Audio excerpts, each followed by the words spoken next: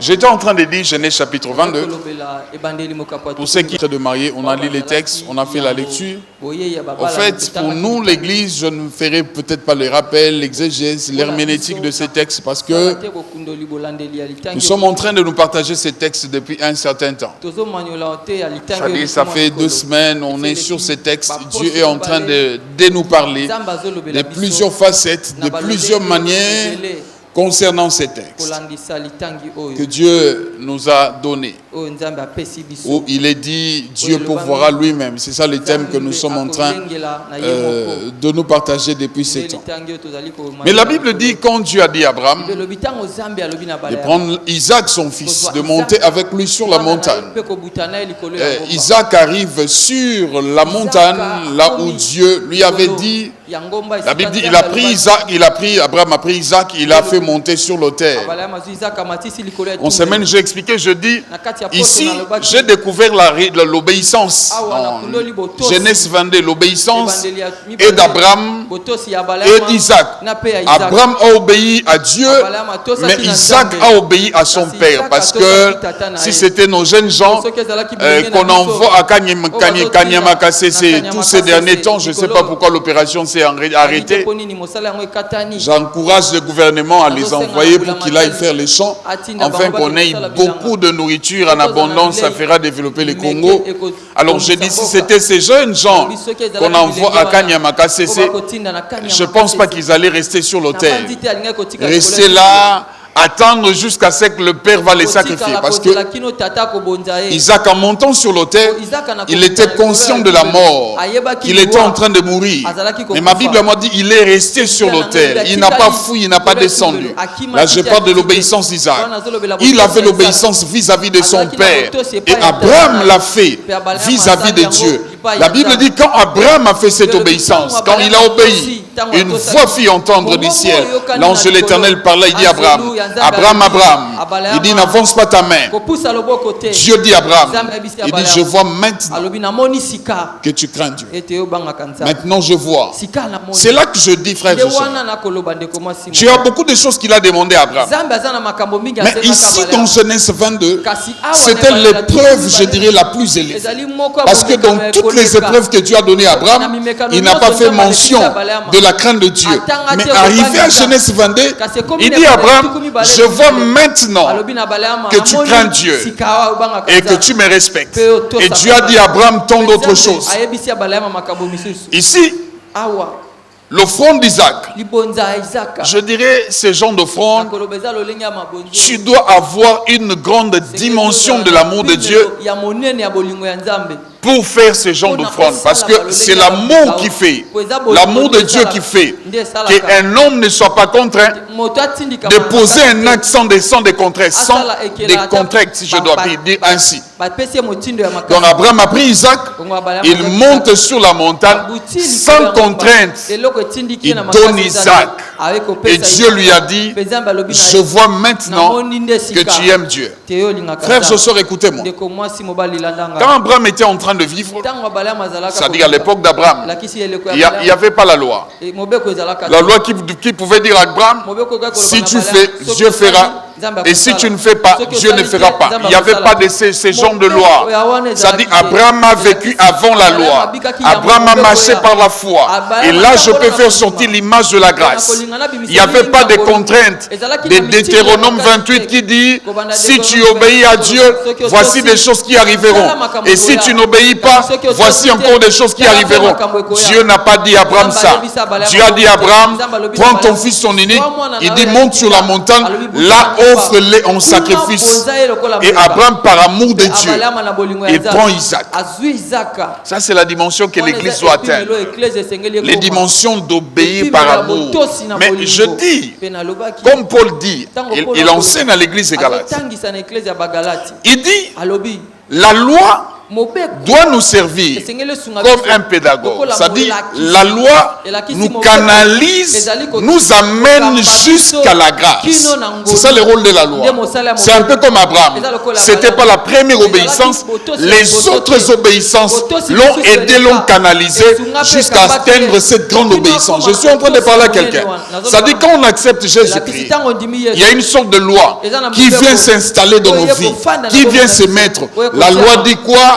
Tu ne tueras pas, tu ne commettras pas ceci, tu ne boiras pas, tu ne convoiteras pas. Dans l'obéissance, écoutez, moi je ne serai pas long. Dans l'obéissance de la loi, elle nous aide.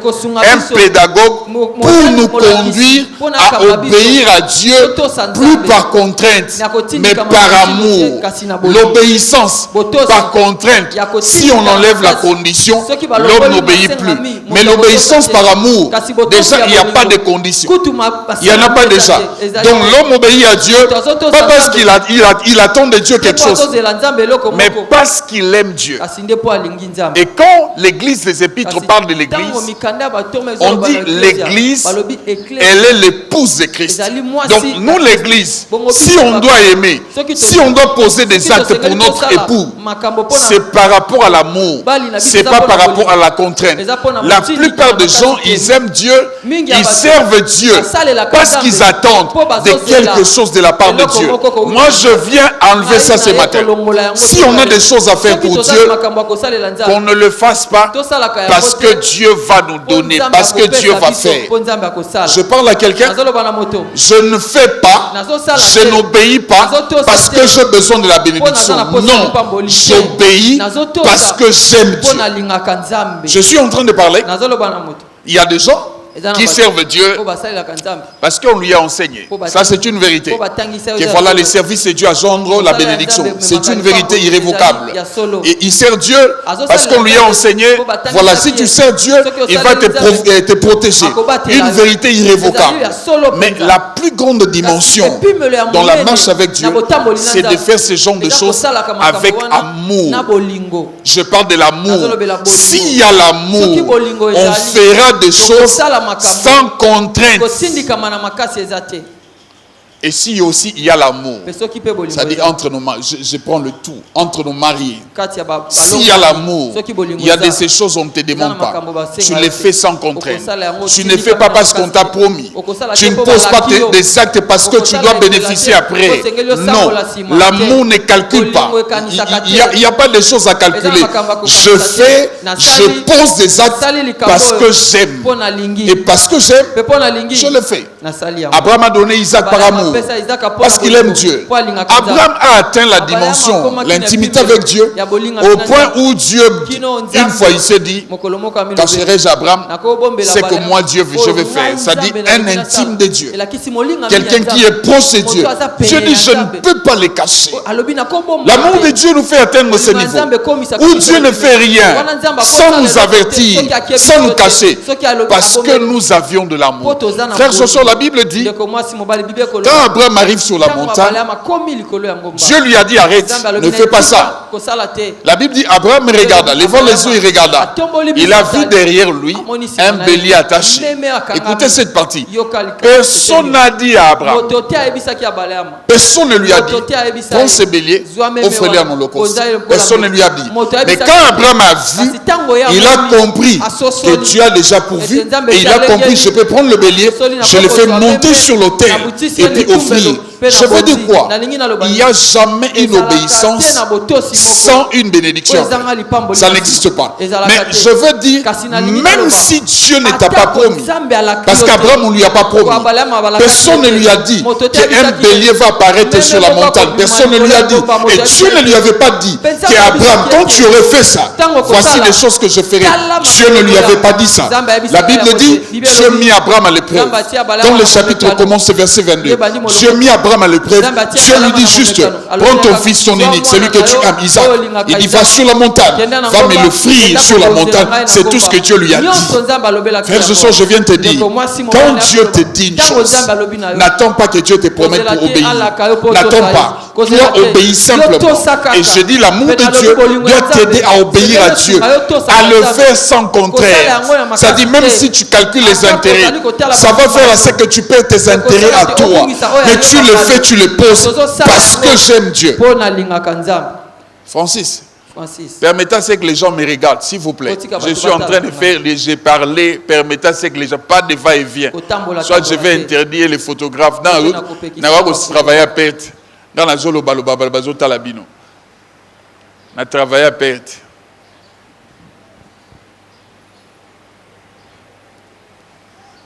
Merci. Tous les protocoles, pas que plus de mouvements, jusqu'à ce que j'ai fini de parler. Déjà, le protocole ne marchait plus. Je ne vois personne marcher. Jusqu'à ce que j'ai fini de parler. À part des photographes. Amen. Bon, Francis, à part toi, tu fais des mouvements. Les restes ne marchaient plus. Merci. J'étais en train d'expliquer à Abraham. Je dis, il pose des actes par amour de Dieu. Si notre christianisme peut atteindre ce niveau, notre marche avec Dieu peut atteindre ce niveau, ça dit, tout ce qu'on peut faire pour Dieu, écoutez-moi, c'est là vraiment ma pensée, c'est là mon souci. Tout ce qu'on fait pour Dieu, qu'on le fasse sans attendre quelque chose au retour. C'est ça l'amour. C'est vraiment ça l'amour. En fait, l'amour, je ne sais pas comment expliquer ça. Je n'ai pas choqué des sensibilités. Bon, excusez-moi. Je ne donne pas l'argent à ma femme parce que j'attends d'elle quelque chose. Mais celui qui donne l'argent à une prostituée, il ne donne pas parce qu'il attend quelque chose. Mais l'amour, le vrai, ne fait pas parce qu'il attend quelque chose en retour. Non, un intérêt à voir. Non, ce n'est pas ça l'amour. L'amour, quand on te dit, tu fais, tu poses l'acte sans attendre quelque chose au retour. Mais la plupart des chrétiens, nous qui marchons avec Christ, tout ce qu'on fait généralement, nous le faisons parce qu'on attend de Dieu quelque chose. J'ai dit tout à l'heure, ceux qui ont travaillé, qui ont milité pour que l'évangile arrive jusque nous, ils n'ont pas eu de véhicules au long de leur vie. Ils ne sont pas montés dans des avions. Notre Père a l'habitude de nous dire, l'apôtre Roland a l'habitude de nous dire, quand il te voit bien habillé, il te dit tu es bien habillé. Si Paul, il fait mention à Paul, si Pierre pouvait revenir te voir habillé comme ça, pour prêcher l'évangile, il dit je pense qu'il serait jaloux. Ils manquaient même les vêtements. Ils ont manqué le nécessaire. Mais dans les manques, ils ont travaillé jusqu'à faire arriver, à faire avancer le royaume jusqu'à nous. Mais non pour le faire, on conditionne Dieu.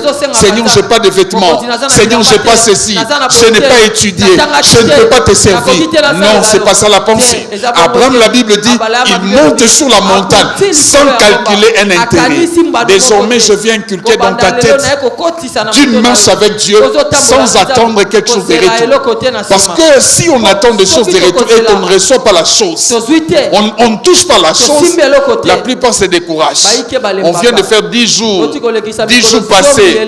On a dit Dieu va pourvoir. Quelqu'un jusque-là n'a pas vu la main de Dieu. Si c'est par intérêt, il se dira les 10 jours prochains, s'ils me voient gêner, en tout cas qu'ils enlèvent mon nom, je ne gênerai pas. Mais quand on aime Dieu, quand on travaille par amour, même si on n'a rien eu de la part de Dieu, je ferai et puis je ferai encore. Mais je dis seulement, l'obéissance, ça ne manque jamais de bénédiction. Ça ne manque jamais de bénédiction. Abraham est monté sur l'autel. Il descend avec Isaac, l'évidence de l'obéissance. Isaac n'est pas resté. Il est descendu avec Isaac. Mais Abraham est descendu avec la promesse. Écoutez, Dieu lui a dit, il a dit à Abraham des choses qu'Abraham ne peut jamais compter. L'autre fois, il lui a montré les étoiles du ciel. Mais ici, dans Genèse 22, Il dit, je multiplierai ta postérité au point qu'ils seront au même nombre que les sables de la mer. Ça dit, tu ne peux pas compter. De nos jours, même nous, on fait partie de la postérité d'Abraham. Tout ça, ça vient d'où? Ça vient de l'obéissance. Donc Abraham, s'il peut se réveiller aujourd'hui, il ne comptera pas sa postérité. Dieu avait raison. Ça, il l'a fait par amour. Frères et sœurs, si on fait les choses de Dieu, on marche avec Dieu, c'est l'amour qui prône. Nous serons des hommes et des femmes heureux. Ça dit la loi, quand on reçoit Jésus, le fait de craindre le péché, le fait de fuir le péché, c'est comme la loi pour nous. C'est un pédagogue. Elle nous aide, elle nous conduit, elle nous amène jusqu'à de très grandes obéissances. À de très grandes obéissances. Si pour toi, obéir à Dieu, c'est seulement s'abstenir du péché, ce n'est pas ça la vraie obéissance. La vraie obéissance, c'est faire d'abord ce que Dieu te demande de faire. Ça n'a rien à voir avec peut-être un péché. Je t'amène au-delà. Mais je dis ceci, si tu arrives déjà à obéir à Dieu par rapport au péché, ça va t'aider comme un pédagogue jusqu'à t'amener à de plus grandes obéissances. Parce qu'au-delà de tout, de l'impudicité, du vol, de tout, il y a de ces choses que Dieu nous demande de faire. Si tu ne l'aimes pas, tu ne le feras pas. Abraham aimait Dieu. Il était ami de Dieu. Ce matin, toi aussi, tu peux devenir ami de Dieu. Ce matin, tu peux apprendre à aimer Dieu. Tu peux décider d'aimer Dieu, de commencer à faire les choses de Dieu, pas par contrainte. Église, ne vivons pas comme ça. Ne vivons pas comme ça. On m'a dit, si tu fais le travail de Dieu, Dieu va te faire marier aujourd'hui comme ange. Allez, puis tu viens, tu nettoies des toilettes. Non, ça c'est la plus petite dimension de Dieu. Ça dit, je viens servir. Quelqu'un m'attend parler. Ça, je parle calmement. Je viens servir. Que je me marie. Que je ne me marie pas. J'aime Dieu, je le sers. C'est là que je t'amène. Que je voyage. Que je ne voyage pas. J'aime Dieu, je le fais. Ça, c'est la dimension que l'Église doit atteindre. La dimension des Abraham. Ne pas attendre quelque chose de retour de la part de Dieu. Mais je dis ceci, je veux t'équilibrer. L'œuvre de Dieu, le travail de Dieu, béni. Ça, c'est vrai. Mais je dis l'amour me pousse. Même si je ne vois rien, je fais encore. Je donne encore. Il y a des gens, ils donnent les offrandes, ils donnent des dîmes, ils prennent des enveloppes qu'on donne à l'église, ils respectent, ils donnent le montant. Les pasteurs m'avaient dit, si je donne, Dieu va ouvrir mes finances. Après des temps, il ne voit pas. Il dit prochainement, ni la dîme, ni l'offrande, ni quoi que ce soit, je ne donnerai pas, parce que je n'ai rien vu. Ça, ce n'est pas de l'amour. L'amour de Dieu te poussera, même si tu ne vois rien. Même si tu ne vois rien. Écoutez, quand la Bible dit, c'est pourquoi on dit à la montagne de l'Éternel, il sera pourvu. C'est pourquoi on dit ça. Quand la Bible dit ça dans Genèse 22, la Bible veut dire en d'autres termes, sur les lieux de l'obéissance, il sera pourvu. C'est que la Bible veut dire. Quand on est sur le terrain de l'obéissance, Dieu ne manque pas de pouvoir. C'est que la Bible veut dire. Mais je dis ceci, le chemin qui nous amène vers l'obéissance ne doit pas être la loi, doit être l'amour. Pas question de loi. Ça dit je m'attends à quelque chose. Non. Même si je ne vois rien, j'avance. Je fais. Je parle à quelqu'un? Amen. Je pense que même les mariés, ce qui les a conduits jusque-là. Et c'est l'amour. Et l'amour qui a fait qu'on le voit aujourd'hui ici, présent. C'est l'amour. L'amour nous facilite. Quand on est dans l'amour, on ne manque pas d'atteindre les objectifs.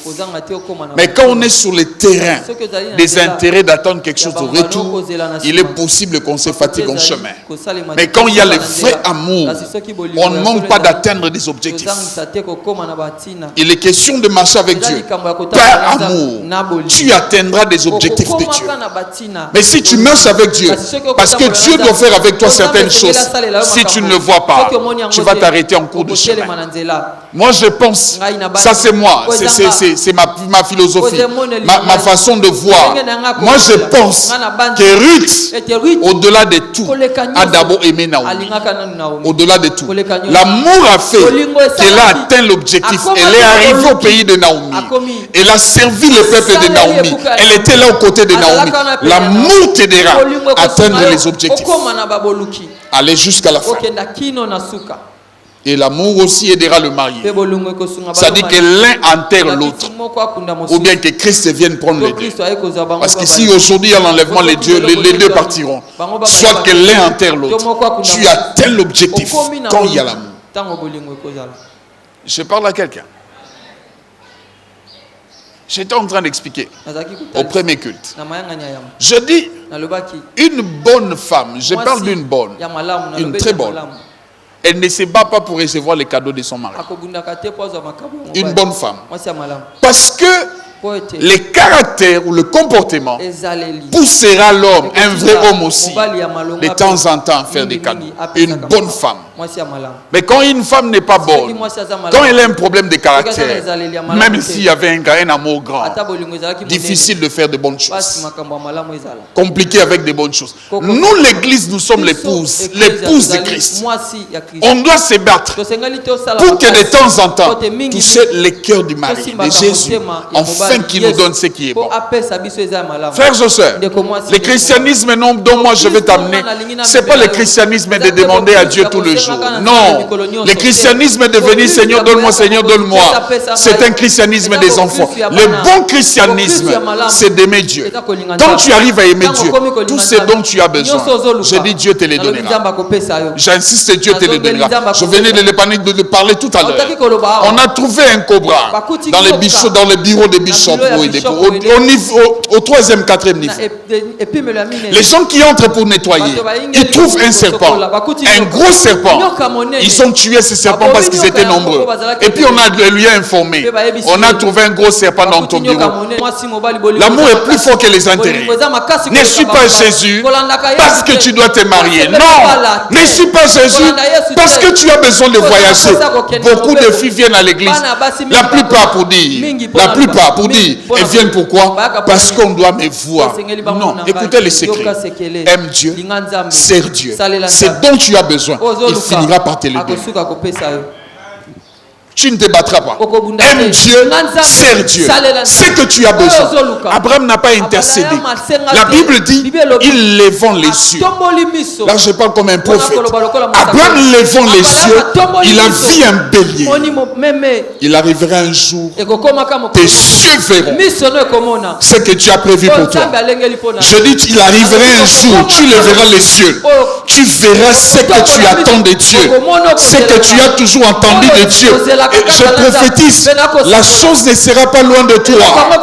Dieu va se battre, il va travailler pour que ça soit près de toi. Il arrivera un jour comme ça. Tu lèveras les yeux, tu verras ce dont tu as exactement besoin. Ça sera à tes côtés à cause de l'amour. Je parle à quelqu'un. Amen. Ce matin, je parlais pour que les mariés soient bénéficiaires de ces messages. Pour que l'assistance soit bénéficiaire de ces messages. Parce que ce que nous sommes en train d'assister ce matin, on appelle ça l'histoire de l'amour. Ça, c'est l'histoire de l'amour qui produit ça. L'amour entre deux hommes et puis l'amour entre Dieu. Amen.